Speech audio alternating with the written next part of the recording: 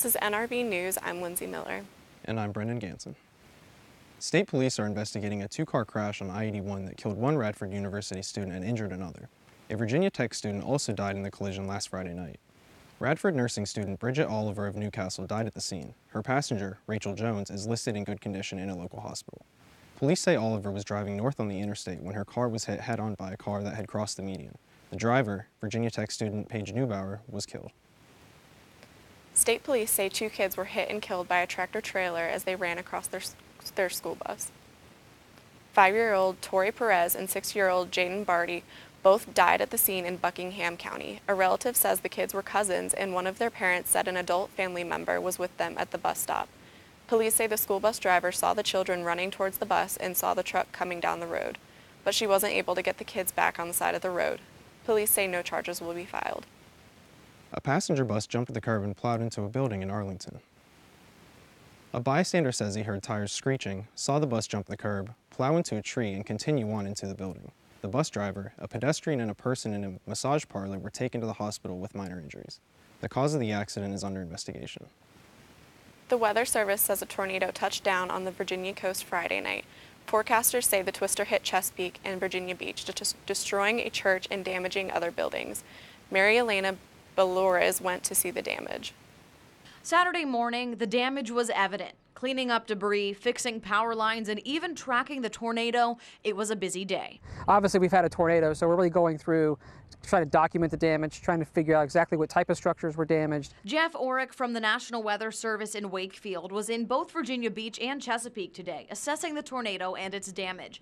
He says the storm began in North Carolina, and it could have tracked all the way through our area, but instead it touched down a few times. It kept just, trying to spin up a tornado, about every 20 minutes or so. It kept trying to tighten and spin one up. And then this was the strongest one of the day that hit Chesapeake and Virginia Beach. Rob Braidwood, the Deputy Coordinator of Emergency Management for Chesapeake, says 6 homes and 4 commercial buildings were impacted in the tornado.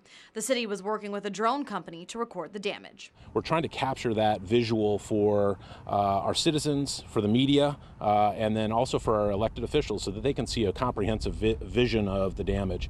Officials say there have not been any reported injuries, but if the timing was any different, Orrick says this could have ended much differently. If there were folks in that sanctuary or in that big, that big open area when that thing collapsed, it would have been tough to survive that.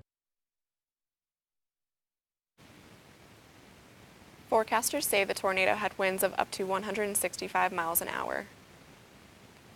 As polls show him in the tight race with either Democrat in the Virginia governor's race, Republican frontrunner Ed Gillespie is looking to a former president for some help. Gillespie had a meeting last week with George W. Bush to talk about the race and see if the retired president would support or campaign for him. Gillespie is one of 3 Republicans seeking the GOP nomination for governor in a June primary.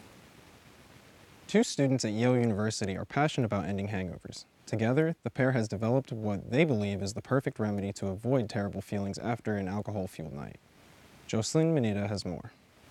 From the hallowed halls of Yale University, a potential solution for one of society's social ills, the hangover. Seniors Margaret Morse and Leah McClintock came up with a concoction in their apartments.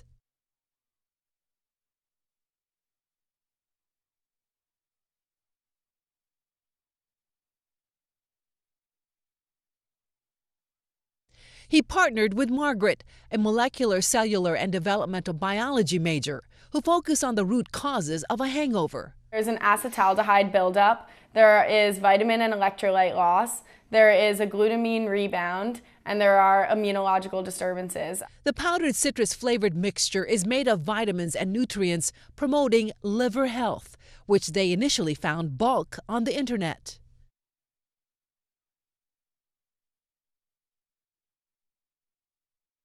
So you feel less fatigued than normally. You are not nauseous, no headache. Buoyed by a small unscientific study of students, positive feedback from experts in the Yale community, and a growing demand, their product is now in the hands of a pharmaceutical company. Both stress it's about responsible drinking.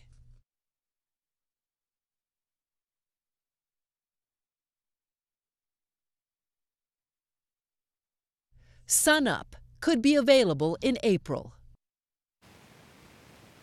Son of Hangover Defense sells at $5 for a single packet. I, for one, am extremely interested to see how this is going to go across country. I'd pay $5 for that. You're watching NRV News, a production of Media Studies students at Radford University.